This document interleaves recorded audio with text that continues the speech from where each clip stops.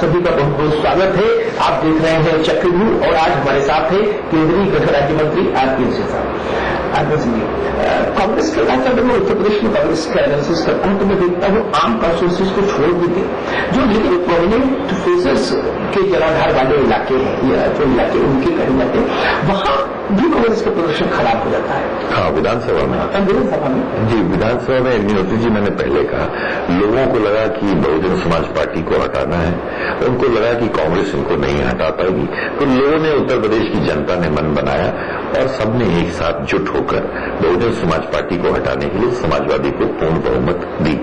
एक ये कारण था, परंतु वही इलेक्शन जब लोकसभा का आएगा तो यहाँ लोग जानते हैं कि बहुजन समाज पार्टी हो या समाजवादी पार्टी हो, ये सिर्फ दर्शक लोकसभा में रहते हैं और अपनी बातें सिर्फ करते हैं, तो इनको वोट देकर देश के पंचायत में कोई ज्यादा महत्वपूर्ण कदम नहीं उठ पाएगा। इसके लिए जो देखा जाए तो कांग्रेस और भारतीय जनता पार्टी की सरकारें केंद्र में बनेंगी। भले ये लोग कहते रहे कि थर्ड फ्रंट आएगा, पर आधे लोग तो एक दूसरे से बात ही नहीं करते हैं, एक दूसरे को समर्थन ही नहीं दे सकते, तो थर्ड फ्रंट की बात कहीं से उभर के आती नहीं। को ज्यादा उम्मीद है इस बार नहीं, उसमें अगर उम्मीद होती तो क्या मायावती जी उनको समर्थन करेंगी? तो ये तो एक सपना है, ऐसा लोगों को बताने के लिए नहीं हम भी बन सकते हैं, परंतु ये तो कई बार फॉर्मूला देख लिया है और उत्तर प्रदेश की जनता में अब देखिए बदलाव आ रहा है। अगर देखें अग्निहोत्री जी कि पिछले बार भी केंद्र सरकार मीनिंग विधानसभा के चुनाव में उत्तर प्रदेश की जनता ने बहुजन समाज पार्टी को पूर्ण बहुमत दिया कि वो उत्तर प्रदेश में काम करेंगे, उनको मौका मिलना चाहिए।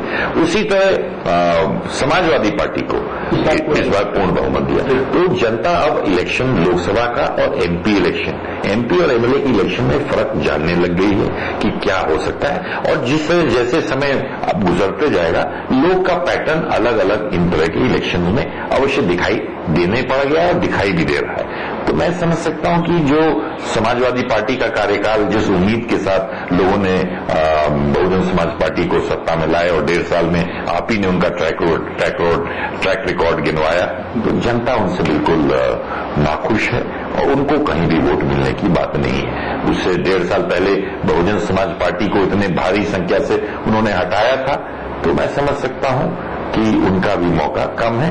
कांग्रेस पार्टी के पिछले बार उन्होंने अच्छा समर्थन दिया था। लेकिन सिंह साहब, कांग्रेस के पिछली लोकसभा में जो प्रदर्शन था कांग्रेस का 22-23 राज्यपाल को जोड़ने में 23 हो गए, उसके पीछे शायद एक बहुत बड़ा कारण कल्याण सिंह और मुलायम सिंह का एक हो जाना भी था। ये सारा मुस्लिम वोट जब आगरा में कल्याण सिंह जी और मुलायम सिंह जी एक ही रंग की टोपी लगा के एक मंच पर आए तो स्वाभाविक उत्तर प्रदेश का मुस्लिम समाजवादी पार्टी से हटा, तो उसकी second choice natural second choice Congress होती है। जो आपने 1.5 साल में जो हालत बताए उत्तर प्रदेश में, कोई ही जाति और धर्म के लोग हों, जो उन्माद फैला है उत्तर प्रदेश में, तो वहां कोई भी व्यक्ति समाजवादी पार्टी से खुश नहीं है। वो कांग्रेस को देख रहा है उम्मीद भरी नजरों से कांग्रेस को देख रहा है। हमें मेहनत करने की जरूरत है और लोगों को बीच में जाके अपनी बात रखने की जरूरत है। जो हमने बड़े बिल या विधेयक स्वीकार किए हैं, पास करवाए हैं, उनकी जो कार्य हैं उनको जनता तक पहुंचाने का काम है। तो मैं समझ सकता हूं इन सब चीजों को देखते हुए कांग्रेस का एक बेहतर प्रदर्शन उत्तर प्रदेश में अवश्य रहेगा। नरेंद्र मोदी का कोई इम्पैक्ट उत्तर प्रदेश की राजनीति पर आप देखते हैं? दोनों बड़ी पार्टियों ने अपने अपने डॉक्टर्स गुजरात से बुलाए हैं, अमित शाह जी और मधुसूदन मिस्त्री को। आदि की संगठन के माध्यम से मधुसूदन मिस्त्री जी ने कर्नाटक में बहुत अच्छा काम किया था, उसकी वजह से उनको उत्तर प्रदेश में भी लगाया गया था।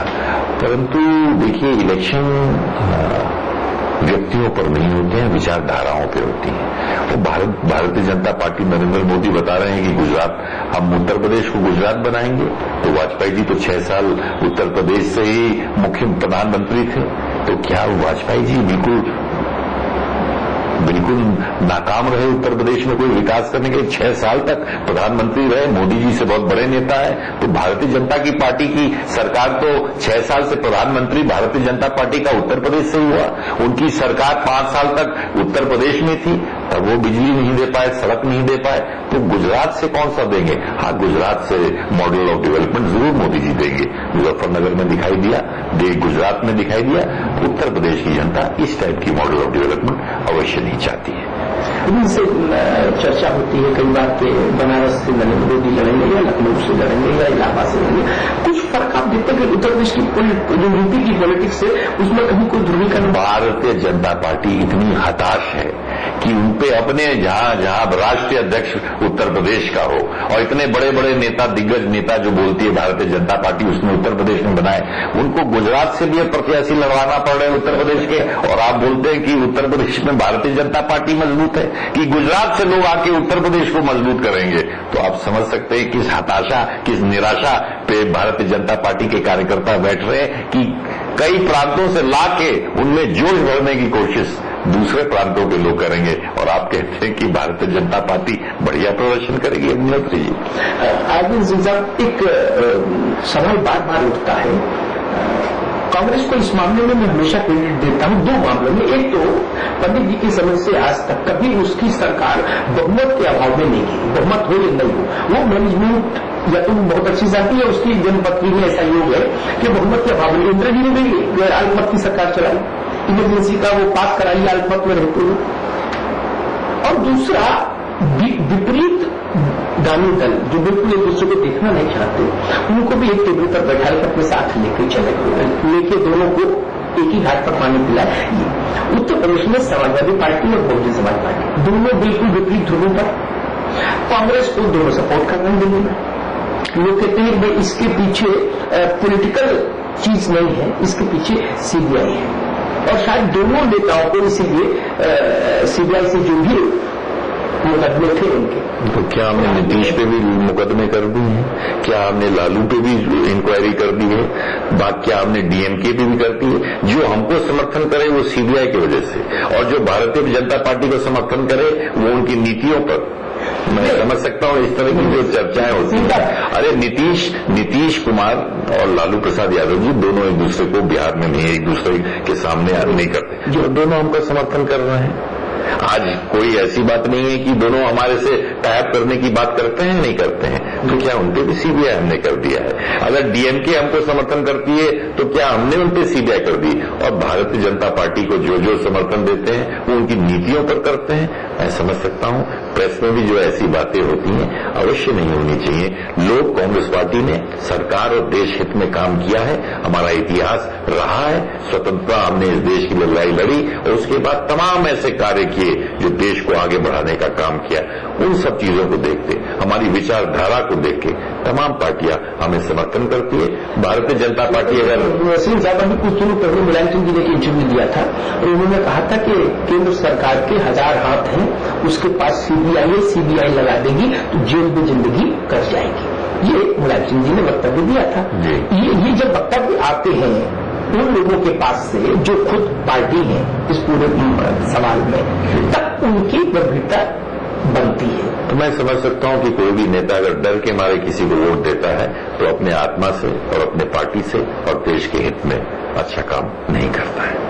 आपने बड़ी बात कही, ये एक सैद्धांतिक तौर पर अच्छी बात है, लेकिन व्यवहारिक पक्ष जो है राजनीति का, मैंने तो सुना है कि सीबीआई ने केस भी उनसे अब उनको कुछ क्लीन चिट दे दी है, तो अभी भी क्यों समर्थन दे रहे हैं? अब तो कुछ सीबीआई का उनको डर ही नहीं होना चाहिए। उनके बेटे का एक मामला अभी शुरू हो गया कल। कौन से बेटे? प्रतीक का। नहीं, मैं जानता नहीं उसके बारे में, पर इसका मतलब तो ये नहीं कि इतने दिन तक तो नहीं था उन पर, तो उन्होंने उसी में समर्थन खींच लेना चाहिए था। नहीं तो सिर्फ सीबीआई की वजह से मैं कहता हूं कि ये बहुत सिंपलिस्टिक पोजीशन हम रखते हैं कि बहुत सिंपल चीजें रख देते हैं कि भाई सीबीआई की वजह से समर्थन कर रहे हैं, पर कुछ क्रेडिट मैं समझता हूं हमारे मीडिया हमारे देना चाहिए। और मैं समझ सकता हूं आजकल प्रेस में हमारी विचारधारा, हमारी कौशलता पे कम चर्चा होती है, पर हम पे हमेशा उंगली दिखाया जाता है कि हम कितने खराब हैं।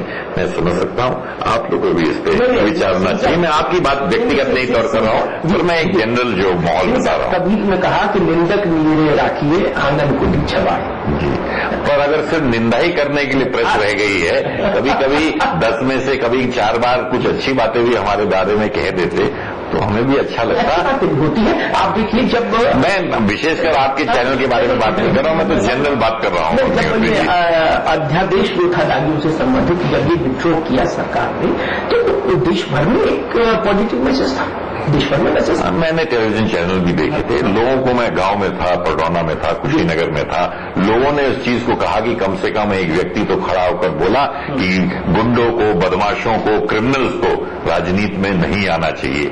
टेलीविजन चैनल तो यही बताते रहे कि किस तरह अपमान उनका कर दिया, इसका कर दिया, उसका कर दिया।